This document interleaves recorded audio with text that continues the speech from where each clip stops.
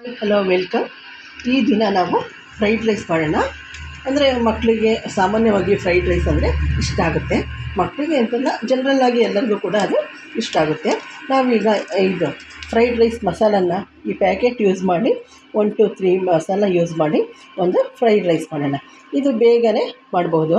ಅರ್ಜೆಂಟಾಗಿ ಎಲ್ಲಾದರೂ ಹೋಗಬೇಕಾದ್ರೆ ಕ್ವಿಕ್ ಅಂತ ಮಾಡ್ಬೋದು. ಟೇಸ್ಟು ಕೂಡ ಮತ್ತು ಸಿಂಪಲ್ಲಾಗಿ ಹೆಲ್ತಿಯಾಗಿರುತ್ತೆ. ನೋಡಿ, ಒಲೆ ಆನ್ ಮಾಡಿ ಒಂದು ಬಾಣಲಿಗೆ 5 ಸ್ಪೂನ್ ಎಣ್ಣೆನ ಹಾಕಿದ್ದೀನಿ. ಈಗ ಅದು ಸ್ವಲ್ಪ ಬಿಸಿಯಾಗಲಿ.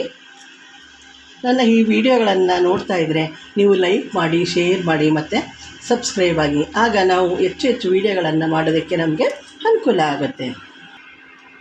ನೋಡಿ, ಎಣ್ಣೆ ಬಿಸಿಯಾಗಿದೆ. ಈಗ ಅದಕ್ಕೆ ಲೈಟಾಗಿ ಸ್ವಲ್ಪ ಒಂದು ಈರುಳ್ಳಿನ ಕಟ್ ಮಾಡ್ಕೊಂಡಿದ್ದೆ ಹಾಕೋಣ.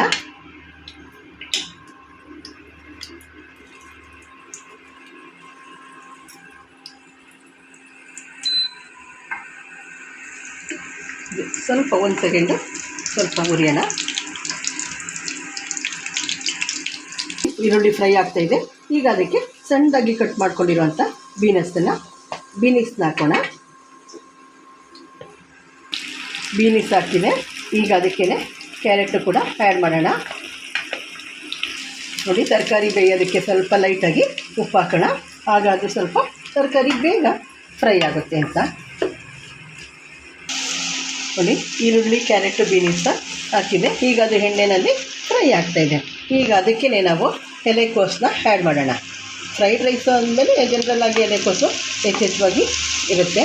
ನಿಮಗೆ ಬೇಕು ಅನಿಸಿದ್ರೆ ನೀವು ಇದಕ್ಕೆ ಕ್ಯಾಪ್ಸಿಕಮ್ಮು ಕೂಡ ಸ್ವಲ್ಪ ಆ್ಯಡ್ ಮಾಡ್ಕೊಬೋದು. ಕ್ಯಾಪ್ಸಿಕಮ್ಮು, ಬಟಾಣಿ ಇದೆಲ್ಲನೂ ಕೂಡ ಸೇರಿಸ್ಕೊಬೋದು.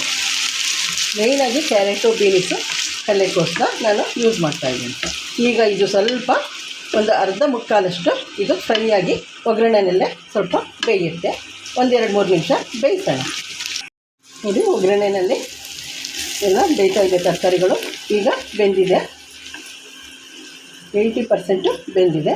ಅಂದರೆ ಇದು ಸ್ವಲ್ಪ ಹಾಗೆಯೇ ಬಾಯಿಗೆ ಸಿಕ್ಕಿದ್ರೆ ಚೆನ್ನಾಗಿರುತ್ತೆ.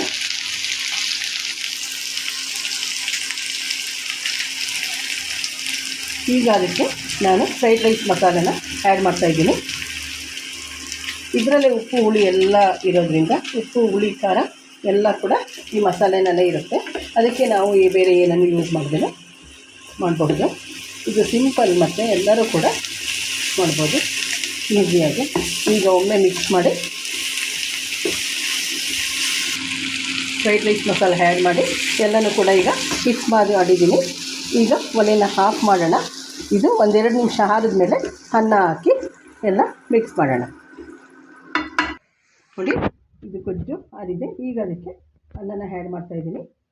ಅನ್ನನೂ ಆರಿರಬೇಕು. ಆಗ ಅದನ್ನು ಕಲಸಿದ್ರೆ ಉದ್ರುದ್ರಾಗಿ ಚೆನ್ನಾಗಿ ಬರುತ್ತೆ. ಅನ್ನನೂ ಕೂಡ ಹೆಚ್ಚು ಬೇಯಿಸಬಾರ್ದು, ಹಗ್ಲಗ್ಲಾಗಿ ಉದ್ರುದ್ರಾಗಿ ಇರಬೇಕು. ನೋಡಿ, ಫ್ರೈಡ್ ರೈಸ್ ಕಲಸಿದೆ. ಈ ರೀತಿ ಎಲ್ಲ ರೆಡಿಯಾಗಿದೆ. ಇದಕ್ಕೆ ಮೇಲ್ಗಡೆ ಸ್ವಲ್ಪ ಕೊತ್ತಂಬರಿ ಸೊಪ್ಪನ್ನು ಆ್ಯಡ್ ಮಾಡೋಣ ಲೈಟಾಗಿ.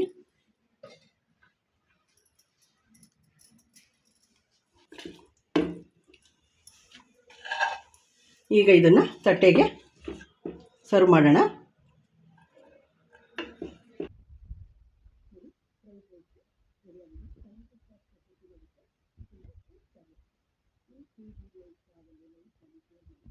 ಸಬ್ಸ್ಕ್ರೈಬ್ ಆಗಿ. Okay, thank you for my video watching.